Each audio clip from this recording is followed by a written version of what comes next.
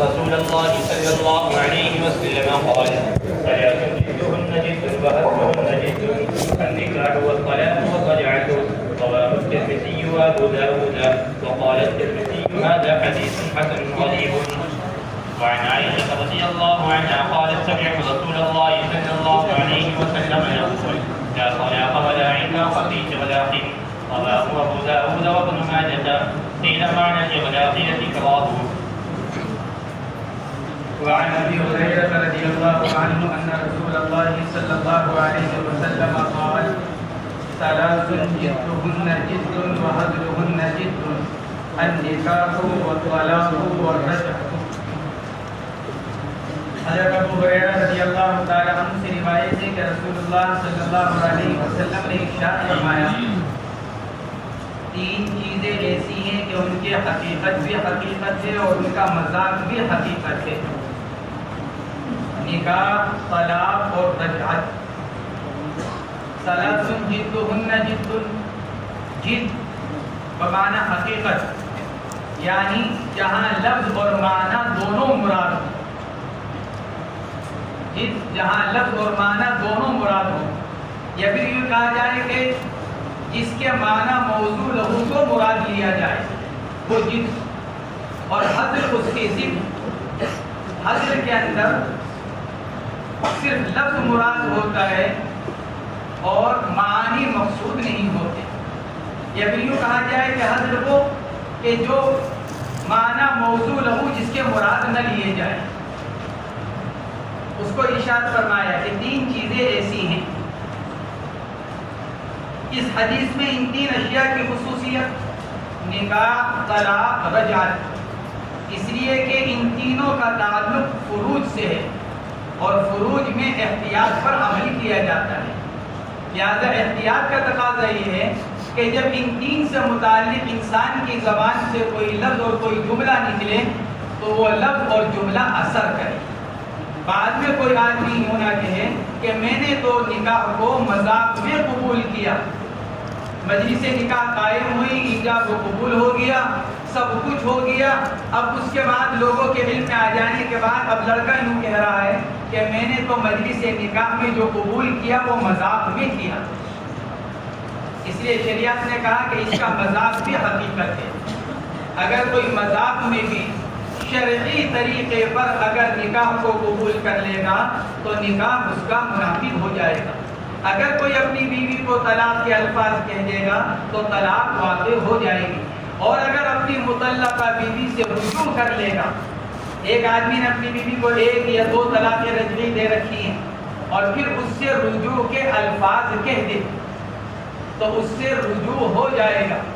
بعد میں اگر کوئی کہتا ہے کہ میں نے تو مذاق کیا یا مذاق میں الفاظ کہے، یہ میری نیت رجوع کرنے کی نہیں ہے اور الفاظ صحیح استعمال کر رہا ہے تو اس کے اس کہنے کا کوئی اعتبار نہیں ہوگا اور رجوع اس شوہر کا درست اور صحیح ہو جائے گا.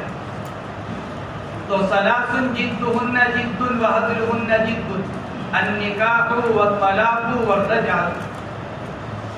علامہ شوکانی رحمۃ اللہ علیہ نے امام مالک رحمۃ اللہ علیہ کا مذہب یہ نقل فرمایا کہ حاضل کی طلاق واقع نہیں ہوتی. اگر کوئی مذاق میں اپنی بیوی کو طلاق دے دے تو علامہ شوکانی رحمۃ اللہ علیہ نے حضرت امام مالک رحمۃ اللہ علیہ کا مذہب یہ نقل فرمایا کہ مذاق میں دی ہوئی طلاق واقع نہیں ہوگی. لیکن دیگر علماء نے اس کو شوکانی کا وہم قرار دیا. امام مالک کے مذہب کو جو انہوں نے نقل کیا، دیگر علماء نے اس کو وہم قرار دیا.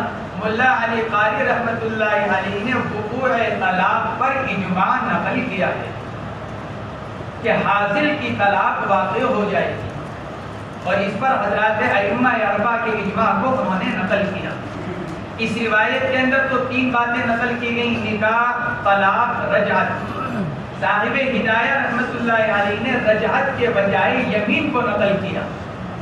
جو انہوں نے اپنی سند سے روایت نقل کی ہے اس میں نقل کیا النکاح والطلاق والیمین، رجعت کے بجائے یمین. صاحب ہدایہ رحمہ اللہ نے اور امام غزالی رحمۃ اللہ علیہ نے رجعت کے بجائے عتاق کو نقل کیا، غلام آزاد کرنا. کہ اگر کوئی آدمی اپنے غلام کو مذاق میں بھی آزاد کر دے تو وہ آزادی واقع ہو جائے گی۔ اگر کہ حافظ ابن حجر رحمت اللہ علیہ نے اور علامہ زیلعی رحمت اللہ علیہ نے ان الفاظ کے اوپر کلام کیا ہے، صاحب ہدایہ کے یمین پر اور امام غزالی رحمت اللہ علیہ کے عذاب پر کلام کیا ہے۔ مصنف نے جو روایت نقل کی ہے اس میں 3 نکاح، طلاق، رجع، گویا کہ یہ بتا دیا کہ اگر ان کو بالقصد کہا جائے جب بھی اثر کرے گا جملہ، اور بلا قصد و ارادہ محض مذاق کی نیت سے کہا جائے جب بھی طلاق واقع ہو جائے گی۔ ہمارے استاد محترم نے جب مشکات شریف پڑھائی تھی مرکز نظام الدین میں تو انہوں نے واقعات سنایا تھا اسی وقت اسی کے اوپر ثلاث جدہن جد وہدہن جد۔ ڈرامے بنتے ہیں، ڈرامے میں مسلمان بھی کام کرتے ہیں۔ پاکستان کا واقعہ سنایا کہ وہاں ڈرامہ بنا اور اس میں حقیقی میاں بیوی نے کام کیا، دونوں حقیقی میاں بیوی تھے حقیقی زندگی کے اندر، اور ڈرامے کے اندر وہاں پر طلاق کا مسئلہ بھی پیش آ گیا۔ جو ان کے ڈرامے چلتے ہیں آپس میں، تو ڈرامے میں میاں نے بیوی کو طلاق دی، مسئلہ کھڑا ہو گیا، حالانکہ دی جا رہی ہے وہاں پر، لیکن فتویٰ یہی آیا کہ بیوی کے اوپر طلاق واقع ہو گئی۔ آدمی کسی بھی نیت سے کسی بھی غرض سے اگر اپنی بیوی کو طلاق دیتا ہے، طلاق کے الفاظ کہتا ہے تو طلاق واقع ہو جائے گی۔ اگلی روایت حضرت عائشہ رضی اللہ تعالی عنہا کی ہے، قالت سمعت رسول اللہ صلی اللہ علیہ وسلم یقول لا طلاق ولا عتاق فی اغلاق۔ حضرت عائشہ رضی اللہ تعالی عنہ فرماتی ہیں کہ میں نے رسول اللہ صلی اللہ علیہ وسلم کو فرماتے ہوئے سنا، طلاق واقع نہیں ہوتی اور آزادی نافذ نہیں ہوتی اغلاق کی صورت میں۔ اغلاق کے معنی کیا ہے؟ اس کی تفسیر میں مختلف اقوال ہیں۔ ایک قول مصنف نے نقل کیا، قیل معنی الاغلاق الاکراہ، اس کی تفسیر میں یہ کہا گیا کہ اغلاق کے معنی اکراہ کے ہیں، زبردستی کرنے کے۔ اگر آدمی اگر کوئی کسی شوہر سے زبردستی طلاق کے الفاظ کہلوا دیے جائیں تو طلاق واقع ہوگی یا نہیں؟ اگر کسی شوہر سے زبردستی دھمکی دے کر، ڈرا کر، دھمکا کر اگر الفاظ طلاق کہلوا دیے جائیں تو کیا بیوی کے اوپر طلاق واقع ہو جائے گی؟ اگر اغلاق بمعنی اکراہ ہو تو حدیث یہ بتلا رہی ہے کہ اکراہ کی صورت میں طلاق واقع نہیں ہوگی۔ یہی حضرت امام شافعی رحمت اللہ علیہ کا مذہب ہے، اور یہ جو تفسیر مصنف نے نقل کی ہے یہی بہت سے علماء سے نقل کی گئی۔ اکراہ، اغلاق بمعنی اکراہ، حضرات ائمہ الثلاثہ امام شافعی، امام مالک، امام احمد بن حنبل رحمہم اللہ کا مذہب یہی ہے کہ اکراہ کی صورت میں طلاق واقع نہیں ہوگی۔ زبردستی اگر شوہر سے الفاظ طلاق، اب چاہے وہ زبردستی بیوی کی طرف سے ہو یا اس کے خاندان کی طرف سے ہو یا کسی اجنبی کی طرف سے، جیسے بعض اوقات پولیس کی طرف سے زور زبردستی ہو جاتی ہے، تو حضرات ائمہ الثلاثہ کے نزدیک اس صورت میں طلاق واقع نہیں ہوگی۔ حضرت امام ابو حنیفہ، سفیان ثوری، ابراہیم نخعی، سعید بن المسیب اور دیگر بعض حضرات علماء کرام کے نزدیک اکراہ کی صورت میں بھی طلاق واقع ہو جاتی ہے۔ شوہر سے اگر زبردستی دھمکا کر، ڈرا کر اگر الفاظ طلاق کہلوا دیے جائیں تو اس سے طلاق واقع ہو جائے گی۔ روایت ائمہ ثلاثہ کا مستدل ہے جو یوں کہتے ہیں کہ اکراہ کی صورت میں طلاق واقع نہیں ہوگی، کیونکہ اللہ کے نبی علیہ الصلوۃ والسلام فرما رہے ہیں لا طلاق فی اغلاق، اور اغلاق بمعنی اکراہ، کہ اکراہ کی صورت میں طلاق واقع نہیں ہوگی، اکراہ کی صورت میں طلاق واقع نہیں ہوگی۔ اس روایت سے حضرات ائمہ ثلاثہ نے استدلال کیا۔ حنفیہ کی طرف سے اس کا ایک جواب یہ دیا گیا کہ یہاں اغلاق کے متعدد معنی کیے گئے ہیں، اس کی تفسیر آگے آئے گی۔ اغلاق کے متعدد معنی کیے گئے ہیں، اور جب اغلاق کے متعدد تفسیر اور معنی بیان کیے گئے تو پھر اس روایت سے استدلال درست نہیں ہے۔ اغلاق بمعنی اکراه، اغلاق بمعنی غضب، اغلاق بمعنی جنون، اغلاق بمعنی دفعتاً 3 طلاق دے دینا، یہ 4 تفسیر کی گئی ہے لفظ اغلاق کی۔ اغلاق بمعنی اکراه، اغلاق بمعنی غضب، اغلاق بمعنی جنون، اور اغلاق بمعنی بیک وقت 3 طلاق دے دینا۔ تو یہاں کئی معنی کیے گئے ہیں۔ حنفیہ یہ فرماتے ہیں کہ آپ اغلاق بمعنی اکراہ کہتے ہیں، ہم اغلاق بمعنی جنون کہتے ہیں۔ اگر آپ یہ کہتے ہیں کہ اغلاق بمعنی اکراہ ہے اور حدیث یہ کہہ رہی ہے کہ اکراہ کی صورت میں طلاق واقع نہیں ہوگی، ہم یہ کہتے ہیں کہ اغلاق بمعنی جنون، اور اس پر سب کا اتفاق ہے کہ جنون کی حالت میں طلاق نہیں پڑتی۔ اگر شوہر حالت جنون میں ہو اور بیوی کو طلاق دے دے تو ایسی صورت میں بھی اتفاق طلاق واقع نہیں ہوتی۔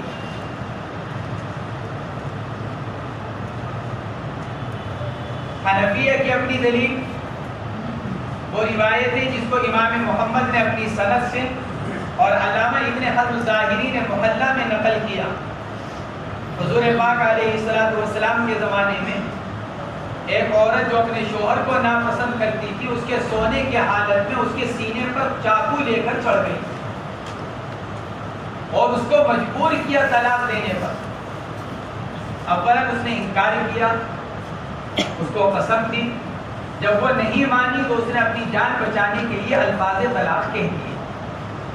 صبح کو حضور پاک علیہ السلام کی مجلس میں حاضر ہوئے، واقعہ نقل کیا۔ آپ علیہ السلام نے فرمایا کہ طلاق تو وقت ہوگی۔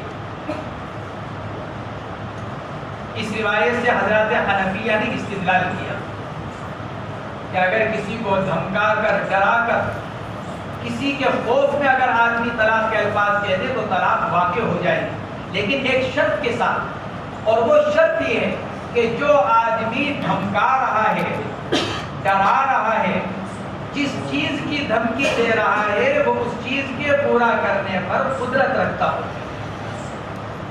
یہ نہیں کہ کوئی بچہ چاقو لے کر ابا جان سے یوں کہ اماں کو طلاق دو، ورنہ میں 5-10 سال کا بچہ یوں کہ میری اماں کو طلاق دے دو، اور ابا جان اس میں الفاظ طلاق زبان سے کہہ دیں، تو 8-10 سال کا بچہ تو نہیں کچھ کر سکتا۔ یا کوئی کمزور سا آدمی ہے، کسی طاقتور آدمی کو دھمکی دے تو اس کی دھمکی کا اعتبار نہیں ہے۔ ایسے شخص کی طرف سے یا ایسے حالات میں دھمکی پائی جائے کہ شوہر کو اس بات کا یقین ہو کہ یہ دھمکی دینے والا اپنی دھمکی پر عمل کرنے پر قدرت رکھتا ہے، اور پھر وہ اس صورت میں اپنی جان بچانے کے لیے خوف کی حالت میں الفاظ طلاق دے دے تو پھر ایسی صورت میں طلاق واقع ہو جائے گی۔ یہ حضرات حنفیہ فرماتے ہیں۔ جمہور علماء نے دوسری ایک حدیث سے بھی استدلال کیا۔ عبداللہ ابن عباس اور دیگر بعض صحابہ کرام سے ایک روایت نقل کی جاتی ہے، رفع عن امتی الخطأ والنسیان وما استکرہوا علیہ، میری امت سے خطا، چوک، نسیان، بھول، چوک آدمی کرنا کچھ چاہتا ہے، ہو کچھ گیا، زبان سے کچھ کہنا چاہ رہا ہے، نکل کچھ گیا، یہ ہے خطا۔ نسیان، بھول گیا، اور وما استکرہوا علیہ، جس کام کے کرنے پر آدمی کو مجبور کر دیا جائے۔ حدیث کہہ رہی ہے رفع عن امتی، میری امت سے اس کو ہٹا دیا گیا۔ حضرات جمہور علماء فرماتے ہیں کہ جب امت سے خطا، نسیان اور اکراہ کو کالعدم قرار دے دیا گیا، یعنی اس کا کوئی اثر ظاہر نہیں ہوگا، تو پھر حالت اکراہ کی طلاق بھی واقع نہیں ہوگی۔ حنفیہ کی طرف سے اس کا جواب یہ دیا گیا کہ یہاں جو رفع کو جو بیان کیا جا رہا ہے یہ رفع اسم مراد ہے، رفع حکم مراد نہیں ہے۔ ایک ہے حکم اخروی آدمی کا گنہگار ہونا، ایک ہے حکم دنیاوی آدمی کی زبان سے نکلے ہوئے الفاظ یا آدمی کا کیا ہوا عمل اس پر کسی نتیجے کا مرتب ہونا۔ یہ دو چیزیں ہیں، دونوں حکم ہیں، لیکن ایک حکم اخروی ہے، ایک حکم دنیاوی ہے۔ حکم اخروی گناہ کا ہونا، حکم دنیاوی نتیجے کا مرتب ہونا۔ حنفیہ فرماتے ہیں جو فرمایا گیا رفع عن امتی الخطأ والنسیان وما استکرہوا علیہ، یہاں رفع سے رفع اسم مراد ہے، یعنی حکم اخروی۔ اگر آدمی سے بھول چوک سے کوئی کام ہو جائے آخرت میں اس پر کوئی گناہ نہیں ہوگا۔ اگر کسی آدمی کو شراب پینے پر مجبور کر دیا جائے اور وہ مجبور ہونے کی وجہ سے شراب پی لے آخرت میں اس کو شراب پینے کا گناہ نہیں ہوگا۔ لیکن دنیاوی حکم، یہ دنیاوی حکم جاری ہوگا۔ حنفیہ فرماتے ہیں رفع عن امتی الخطأ والنسیان، بھول سے اگر کچھ ہو جائے، حنفیہ فرماتے ہیں ایک آدمی نے تیر چلایا جانور کو مارنے کے لیے اور وہ جانور کے بجائے انسان کو لگا، تاوان آئے گا؟ بالاتفاق آئے گا، تاوان بالاتفاق آئے گا۔ حنفیہ فرماتے ہیں کیوں آئے گا تاوان؟ جب آپ کہیں کہ رفع مرفوع ہے، حکم کو اٹھا لیا گیا، اگر حکم اٹھا لیا گیا تو پھر اس خاطی کے اوپر تاوان کا کیا مطلب؟ ایک آدمی گولی چلا رہا ہے، تیر چلا رہا ہے اور وہ کسی انسان کو لگ جائے، نیت جانور کو مارنے کی، یا جانور سمجھ کر تیر چلایا لیکن وہ مرد انسان تھا، اس کو جا کر لگا، تاوان آتا ہے۔ کوئی آدمی کسی کا غلطی سے نقصان کر دے، تاوان آئے گا۔ امام شافعی بھی فرماتے ہیں، جمہور علماء بھی فرماتے ہیں، حنفیہ فرماتے ہیں جب بھول سے وہ کر رہا ہے، جب آپ اکراہ کی صورت میں عدم طلاق کے قائل ہیں، عدم وقوع طلاق کے، تو پھر آپ یہاں خطا کی صورت میں آپ نقصان کی تلافی کے قائل کیوں ہو گئے؟ حدیث تو کہہ رہی ہے رفع عن امتی الخطأ والنسیان وما استکرہوا علیہ۔ یہ کیا بات کہ آپ آدھی حدیث پر عمل کر رہے ہیں اور آدھی حدیث کو چھوڑ رہے ہیں؟ خطا اور نسیان کو آپ نے چھوڑ دیا، وہ مستقرہ علیہ کو آپ نے لے لیا کہ اگر اقرار کی صورت میں کوئی عمل کیا جائے تو اس کا اثر نہیں ہوگا، اور اگر خطا کی صورت میں کوئی عمل کیا جائے، کسی کا کوئی نقصان کر دیا جائے، جمہور کہتے ہیں تاوان دینا پڑے گا۔ حنفیہ فرماتے معلوم ہوا کہ اس روایت کے اندر حکم دنیاوی بیان نہیں کیا جا رہا ہے، بلکہ اس حدیث کے اندر حکم اخروی، آدمی سے بھول سے ہو گیا، چوک سے ہو گیا، زبردستی کوئی غلط کام کرا دیا گیا، آخرت میں گناہ نہیں ہوگا۔ رہا دنیا کا حکم، دنیا کے حکم جاری ہوگا، جو حکم اس کے مطابق ہوگا اسی حکم کو جاری کیا جائے گا۔ اوپر کی روایت فرمائی گئی ثلاث جدہن جد وہزلہن جد۔ تو حنفیہ یہ فرماتے ہیں کہ یہاں پر جو فرمایا گیا اقرار کا درجہ کوئی حاصل سے کم تھوڑی ہے۔ حاصل مذاق میں کوئی جملہ کہہ رہا ہے، اس سے طلاق پڑ رہی ہے، حالانکہ اس کا تو مقصد بھی نہیں ہے طلاق دینا۔ تو جب حاصل کے الفاظ کہنے سے طلاق واقع ہو جائے گی تو پھر مکرہ جس پر زبردستی کی جا رہی ہے اس کے الفاظ طلاق سے بھی طلاق واقع ہو، کیونکہ مکرہ حاصل کے درجے کے برابر ہے، اور حاصل کے بارے میں آپ کا بھی اتفاق ہے کہ اس کی طلاق واقع ہو جائے۔ اس لیے اقرار کی اغلاق کی ایک تفسیر تو کی گئی ہے اقرار کے ساتھ، اور اقرار کے اندر یہ اختلاف ہے۔ دوسرا جواب علامہ عینی نے دیا اس روایت کا، رفع عن امتی الخطأ والنسیان وما استکرہوا علیہ۔ علامہ عینی رحمۃ اللہ علیہ فرماتے ہیں کہ یہ روایت موقوف ہے، صحابی کے اوپر، مرفوع نہیں، رفع عن امتی الخطأ والنسیان، وہ روایت کیا ہے؟ موقوف، صحابی نقل کرتے ہیں، چاہے وہ عبداللہ ابن عباس ہو، چاہے حضرت عثمان غنی ہو، چاہے دوسرے حضرات ہوں، وہ کیا ہے؟ وہ روایت موقوف ہے، مرفوع نہیں۔ اور حضرت امام شافعی رحمۃ اللہ علیہ کے نزدیک موقوف روایت قابل استدلال نہیں ہوتی، حدیث موقوف سے استدلال نہیں کیا جا سکتا۔ گویا کہ علامہ عینی رحمۃ اللہ علیہ نے ایک الزامی جواب دیا، آپ ایسی روایت سے استدلال کر رہے ہیں جس سے آپ کے اصول پر استدلال درست نہیں ہے، آپ کا اصول تو یہ کہ حدیث موقوف سے کو مستدل بنانا صحیح نہیں، اور آپ اس کو مستدل بنا رہے ہیں۔ اور تیسرا جواب یہ دیا گیا کہ رفع عن امتی الخطأ والنسیان وما استکرہوا علیہ، یہاں اس سے مراد اقرار، یہ ابتداء اسلام کیا بات ہے؟ ابتداء اسلام، اللہ کے نبی علیہ السلام نے جو فرمایا رفع عن امتی الخطأ والنسیان وما استکرہوا علیہ، یہ ابتدائی اسلام کی بات ہے۔ صحابہ کرام نئے نئے اسلام میں داخل ہو رہے تھے، ہر طرف ماحول کے اندر ایک مخالفت چل رہی تھی، زور زبردستی کی جا رہی تھی اسلام سے روکنے پر، پکڑ پکڑ کر کلمہ کفر کہلوایا جا رہا تھا زبردستی۔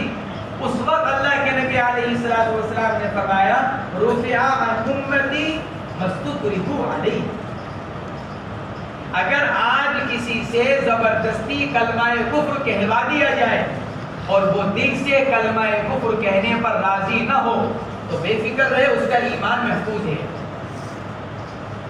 یہ اللہ کے نبی علیہ السلام جو فرما رہے ہیں، یہ اس زمانے کے اعتبار سے جب حضرات صحابہ کرام کو مجبور کیا جاتا تھا کلمہ کفر کہنے پر، اور چونکہ ابھی نئے نئے مسلمان ہوئے ہیں اس لیے بہت سو کو یہ بھی معلوم نہیں ہوتا تھا، جیسے گاؤں کے جو حضرات ہوا کرتے تھے ان کو یہ معلوم نہیں ہوا کرتا تھا کہ کون سا جملہ کہہ دینے سے اسلام خطرے میں پڑ جائے گا، ان کو معلوم ہی نہیں ہوتا تھا۔ ان کے بارے میں فرمایا رفع عن امتی الخطأ والنسیان، بعض اوقات زبان پر کلمہ کفر جاری ہو جاتا تھا کیونکہ ابھی مسائل معلوم نہیں، ابھی تو اسلام قبول کیا، یہی معلوم نہیں کہ ایمان کیا ہے اور ازداد ایمان کیا ہے، ایمان کس سے ٹوٹ جاتا ہے، ایمان کس سے نکل جاتا ہے، آدمی کس باتوں سے ایمان سے محروم ہو جاتا ہے، کون سا کلمہ جملہ زبان سے ایسے نکل جائے کہ جس سے ایمان سے آدمی محروم ہو جاتا ہے، نہیں معلوم تھا لوگوں کو۔ اس زمانے کے اعتبار سے اللہ کے نبی نے فرمایا رفع عن امتی الخطأ والنسیان وما استکرہوا علیہ۔ ایک معنی تو اغلاق بمعنی اکراہ کیے گئے، اور دوسرے معنی کیے گئے اغلاق بمعنی غضب۔ امام شافعی، امام احمد بن حنبل، امام ابو داؤد، ان حضرات نے اغلاق بمعنی غضب کہا ہے۔ تو معنی یہ بنیں گے کہ غضب کی حالت میں طلاق واقع نہیں ہوتی، غصے کی حالت میں پھر معنی یہ ہوں گے، کیونکہ عائشہ رضی اللہ تعالیٰ نے یہی فرما رہی ہے لا طلاق فی اغلاق، اور اغلاق کی تفسیر غضب سے۔ تو مسئلہ یہ نکلے گا حدیث سے کہ غصے کی حالت میں طلاق واقع نہیں ہوتی، حالانکہ حضرات جمہور علماء ائمہ اربعہ کا مذہب اس کے خلاف ہے، کیونکہ غصے کی حالت میں دی ہوئی طلاق بالاجماع واقع ہوتی ہے، ائمہ اربعہ کا اجماع ہے، غصے کی حالت میں دی ہوئی طلاق بالاجماع واقع ہوتی ہے۔ علامہ ابن قیم رحمۃ اللہ علیہ اس روایت کی وجہ سے یہ فرماتے ہیں کہ غصے کی حالت میں دی ہوئی طلاق واقع نہیں ہوتی۔ یہ علامہ ابن قیم رحمۃ اللہ علیہ جو حضرات ائمہ اربعہ سے ہٹ کر انہوں نے اس بات کو اختیار کیا، موجودہ زمانے کے غیر مقلدین اس مسئلے میں انہیں کی تقلید کرتے ہیں، ائمہ اربعہ کو چھوڑ کر علامہ ابن قیم رحمہ اللہ کی کہ حالت غضب کی طلاق واقع نہیں ہوتی۔ یہ بھی عجیب بات ہوئی، اس لیے کہ آدمی تو طلاق ہی غصے میں دیتا ہے، رضا کی حالت میں کون طلاق دیتا ہے؟ ہنسی خوشی تو کوئی بھی طلاق نہیں دیتا۔ 99% طلاق غصے ہی میں دی جاتی ہے، اور آپ یہ کہہ رہے ہیں کہ غصے کی حالت میں دی ہوئی طلاق واقع نہیں ہوتی، باقی ختم ہو گئی۔ پھر تو آدمی طلاق دیتا رہے غصے میں اور بیوی کو اپنے پاس ساتھ رکھے رہے۔ اس سے اس پر یہ اعتراض کیا گیا علامہ ابن قیم رحمہ اللہ کے اوپر کہ طلاق ہی غصے میں دی جاتی ہے، 99% طلاق غصے میں ہوتی ہے۔ ہمارے شیخ رحمہ اللہ نے لکھا، علامہ شامی رحمۃ اللہ علیہ نے بھی لکھی تفسیر، غضب کے 3 درجے ہیں۔ اعلیٰ، آدمی ایسے حال کو پہنچ جائے کہ اس کو یہی پتہ نہ چلے کہ زبان سے کیا نکل رہا ہے، غصے میں بالکل ایسا پاگل ہو چکا ہے، اس کو زبان سے نکلنے والے الفاظ کا ہی پتہ نہیں کہ کیا نکال رہا ہوں، کیا بول رہا ہوں۔ فرماتے پھر تو یہ جنون کے مشابہ ہو گیا، اس صورت میں طلاق واقع نہیں ہوئی۔ ایک غصے کا ابتدائی درجہ جیسے سب کو آتا ہے، بالکل ابتدائی درجہ، اس صورت میں بالاتفاق طلاق واقع ہو جاتی ہے۔ علامہ ابن قیم فرماتے ہیں اس صورت میں بھی طلاق واقع ہو جائے گی۔ ایک یہ درمیانی درجہ، آدمی غصے میں بول تو رہا ہے خوب، ان سخت غصے میں، لیکن اس کو اندازہ ہے کہ میں بول کیا رہا ہوں، ہے تو بہت غصے میں، خاموش نہیں ہوا جا رہا ہے، بول رہا ہے بس، لیکن جو الفاظ بول رہا ہے اس کا احساس ہے، اس کے بارے میں اختلاف ہوا۔ حضرات ائمہ اربعہ فرماتے ہیں اس صورت میں بھی طلاق واقع ہوگی، علامہ ابن قیم فرماتے ہیں اس صورت میں طلاق واقع نہیں ہوگی۔ تیسرے معنی اغلاق کے کیے گئے جنون کے، تو گویا کے معنی یہ نکلیں گے کہ جنون کی حالت میں طلاق واقع نہیں ہوگی، اور یہ بات اپنی جگہ صحیح ہے کہ حالت جنون میں دی ہوئی طلاق واقع نہیں ہوتی۔ اگر کوئی آدمی دماغی اعتبار سے کمزور ہے اور اس کو یہی اندازہ نہیں ہوتا کہ میں کیا بول رہا ہوں، ایسے دماغی اعتبار سے، تو پھر ایسی صورت میں طلاق واقع نہیں ہوتی۔ لیکن ہے تو دماغی اعتبار سے کمزور، لیکن اس حالت میں طلاق دے رہا ہے جب اس کو معلوم ہے کہ میں کیا بول رہا ہوں۔ ایک ہوتی ہے جنون کی حالت، ایک ہوتی ہے افاقے کی حالت۔ بہت سے لوگ دارالاسلام میں آتے ہیں کہ میں نے طلاق دے دی، طلاق ہو گئی، کہ نہیں میں دماغی اعتبار سے کمزور ہوں، میرا علاج چل رہا ہے، ڈاکٹر اعجاز کے ہاں علاج چل رہا ہے، دماغ کے ڈاکٹر ہیں، فلاں دماغ کے ڈاکٹر ہیں، ان کے ہاں علاج چل رہا ہے۔ ٹھیک ہے، علاج اگر چل رہا ہے تو یہ دیکھا جائے گا محض علاج کا چلنا عدم وقوع طلاق کے لیے کافی نہیں، یہ دیکھا جائے گا کہ جس وقت زبان سے الفاظ طلاق نکال رہے ہو اس وقت تمہارے ذہن کی کیا کیفیت ہے، تمہارے دماغ کی کیا کیفیت ہے۔ کیا تمہارے دماغ کی کیفیت یہ ہے تمہیں مرد اور عورت کا امتیاز نہیں؟ جس وقت تم الفاظ طلاق زبان سے نکال رہے ہو کیا تمہاری دماغی کیفیت ایسی کہ مرد اور عورت کا امتیاز باقی نہیں؟ کیا الفاظ کہہ رہے ہو وہ معلوم نہیں؟ طلاق واقع نہیں۔ لیکن اگر تمہیں مرد اور عورت کا امتیاز ہے، تم سمجھ رہے ہو کہ میں اپنی بیوی کو کہہ رہا ہوں، میری بیوی سامنے موجود ہے، اور تمہیں یہ بھی اندازہ ہے کہ میں اپنی بیوی کو طلاق دے رہا ہوں اور طلاق سے میری بیوی علیحدہ ہو جائے گی، ایسی صورت میں طلاق واقع ہو جائے گی۔ محض کسی کے دماغی علاج کا چلنا عدم وقوع طلاق کے لیے دلیل نہیں بن سکتا، بلکہ اس وقت دیکھی جائے گی اس کی دماغی کیفیت، کہ اس کی دماغی کیفیت کیا ہے۔ تو اگر اغلاق بمعنی جنون لیا جائے اور چوتھے معنی کیے گئے بیک وقت 3 طلاق دینا، اس لیے حضرات حنفیہ نے یہ فرمایا کہ اس روایت سے اقرار کے صورت میں عدم وقوع طلاق پر استدلال شافعیہ اور جمہور علماء کا درست نہیں، کیونکہ اغلاق متعدد معنی کے اندر استعمال ہوتا ہے۔ اگلی روایت حضرت ابو ہریرہ رضی اللہ تعالی عنہ سے، قال قال رسول اللہ صلی اللہ علیہ وسلم، وعن ابي هريره رضي الله عنه قال قال رسول الله صلى الله عليه وسلم كل طلاق جائز الا طلاق المعتوه والمغلوب على عقله. رواه الترمذي وقال هذا حديث غريب. وعطاء بن عجلان الراوي ضعيف ضعيف الحديث. وعن علي رضي الله عنه قال قال رسول الله صلى الله عليه وسلم رفع القلم عن ثلاثة: عن النائم حتى يستيقظ، وعن الصبي حتى يبلغ، وعن المعتوه حتى يعقل. رواه الترمذي وابو داود ورواه الدارمي عن عائشة رضي الله عنها وابن ماجه عنهما. حضرت ابو ہریرہ رضی اللہ تعالی عنہ کی روایت ہے کہ رسول اللہ صلی اللہ علیہ وسلم نے ارشاد فرمایا ہر طلاق واقع ہو جاتی ہے، کل طلاق جائز ای واقع.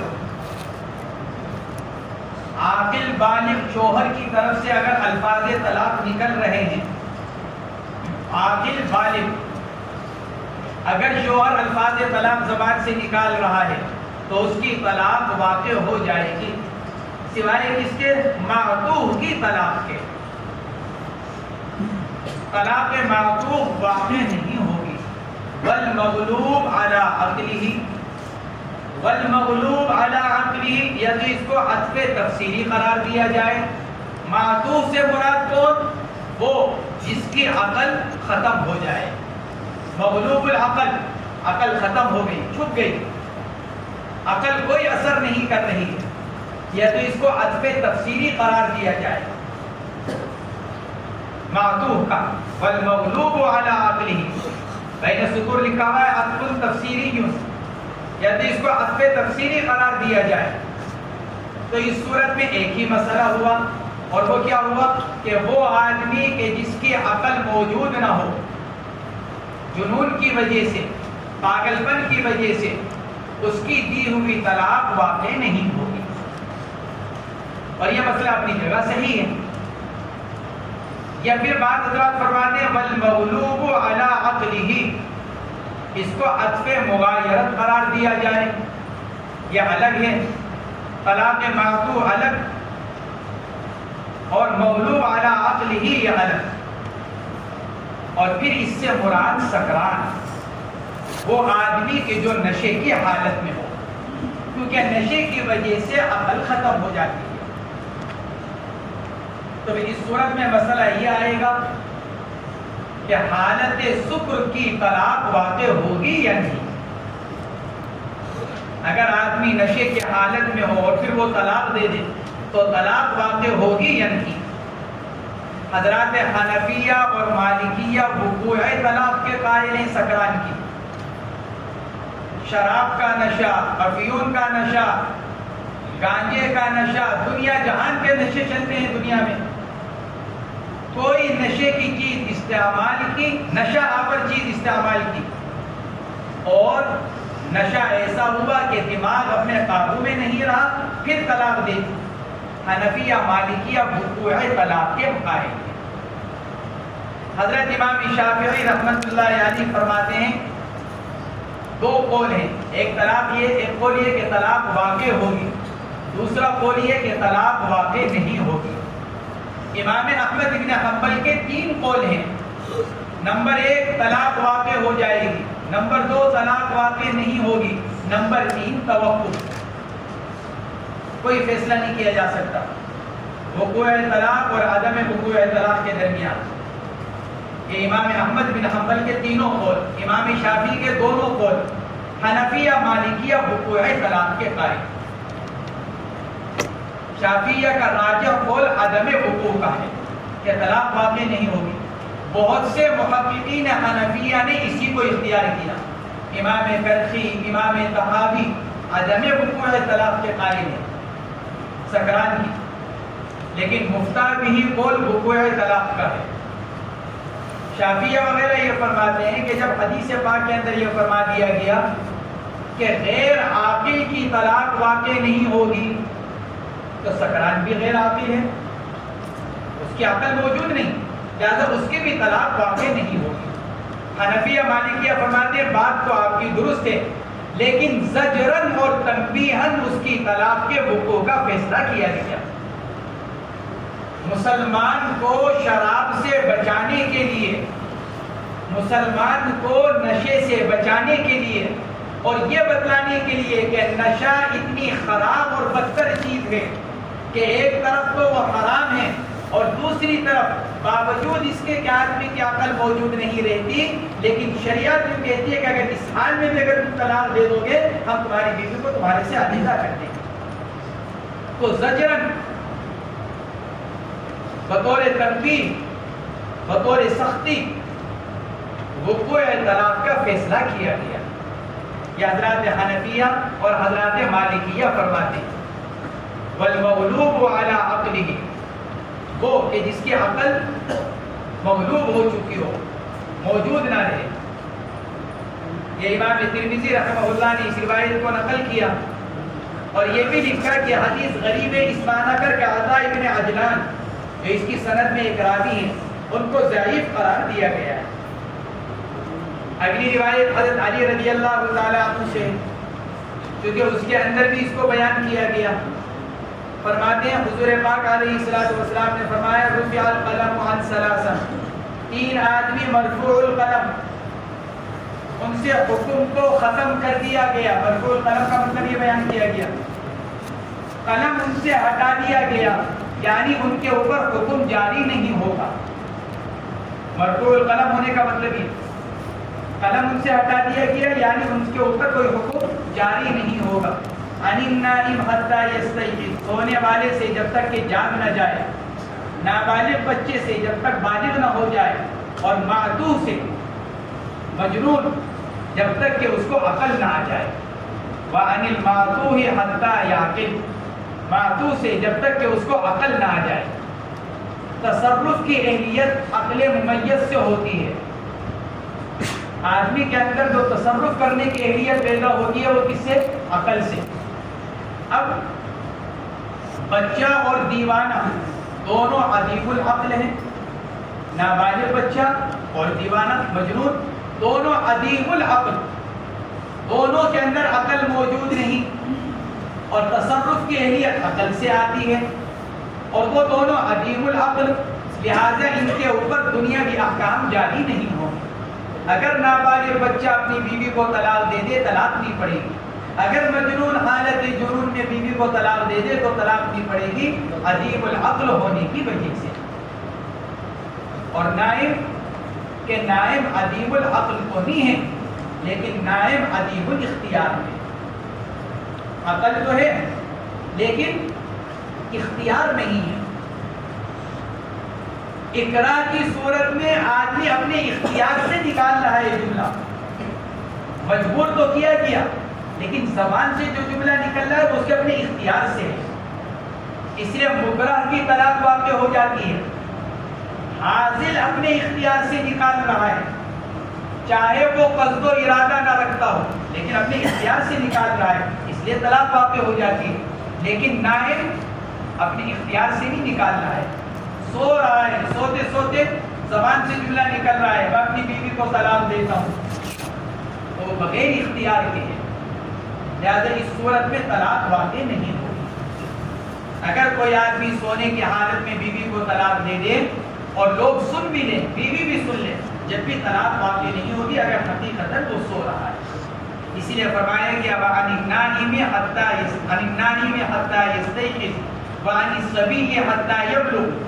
عبداللہ ابن عباس رضی اللہ تعالیٰ عنہ سے نقل کیا گیا لا یجوز طلاق الصبی، صبی کی طلاق واقع نہیں ہوتی، نابالغ بچے کی طلاق واقع نہیں ہوتی. امام احمد بن حنبل رحمہ اللہ سے یہ نقل کیا گیا کہ اگر بچہ ممیز ہے، سمجھدار، ایسی عمر ہو گئی کہ وہ سمجھتا ہے، اس کو یہ اتنی سمجھ ہو گئی کہ لفظ طلاق ایسا لفظ ہے کہ اگر بیوی کو کہہ دیا جائے تو علیحدگی ہو جاتی ہے، اور اس کے باوجود وہ اپنی بیوی کو کہہ رہا ہے، تو امام احمد بن حنبل صبی ممیز کی طلاق کے وقوع کے قائل ہیں. امام احمد بن حنبل، لیکن جمہور علماء عدم وقوع کے قائل ہیں اور یہی روایات ان کی مستدل ہے.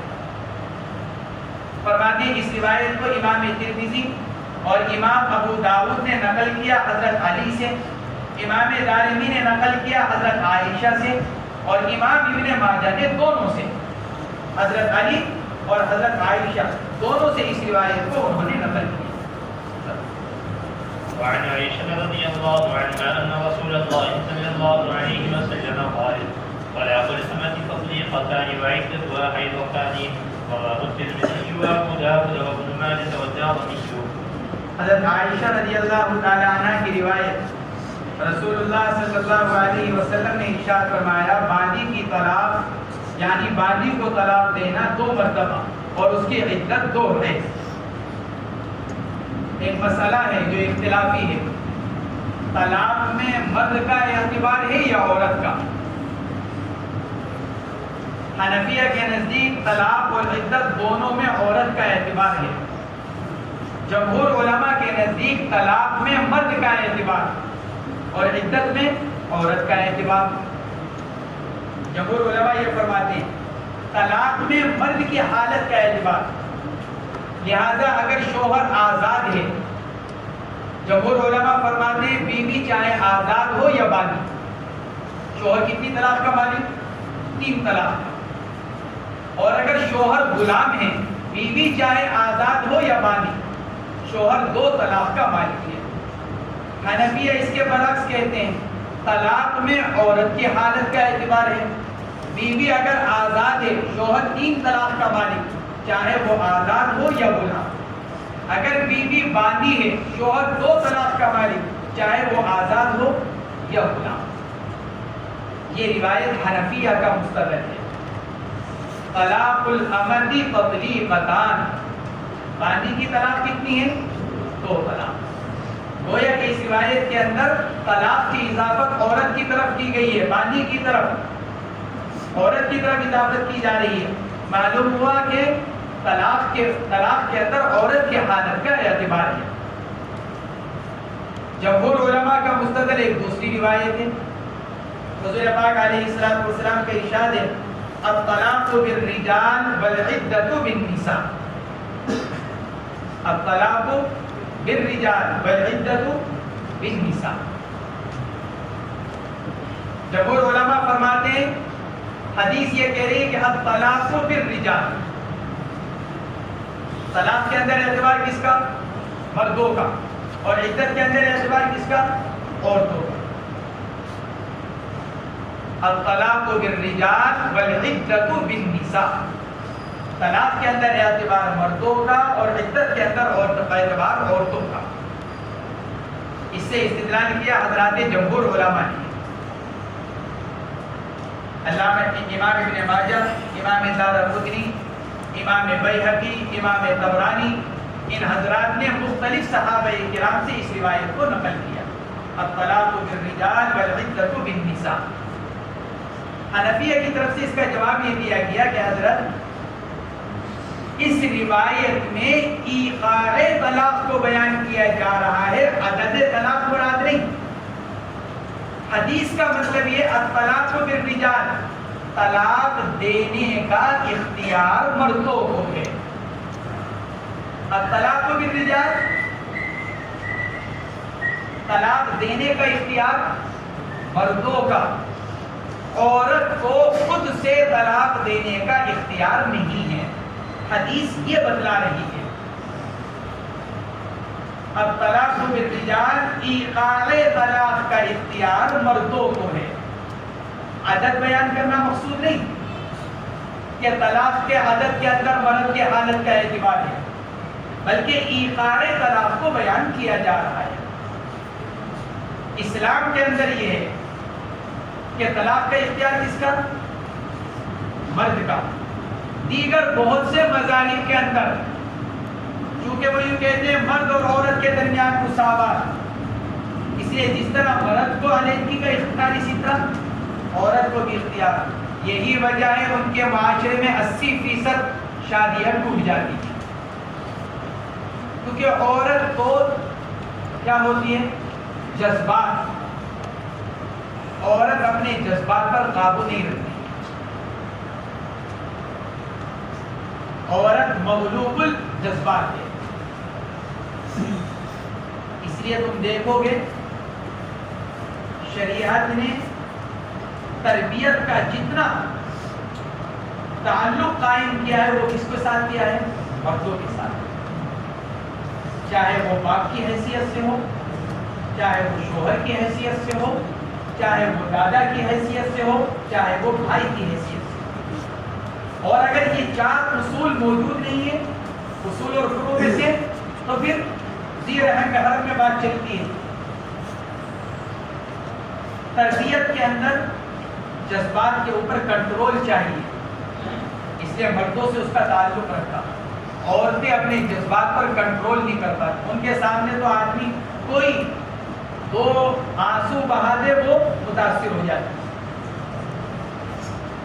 عورت کے سامنے کوئی آدمی اجنبی مرد بالکل آ کر کیا کر دے، ذرا سی اپنی پریشانی بیان کر کر دو آنسو بہا دے، عورت متاثر ہو جائے۔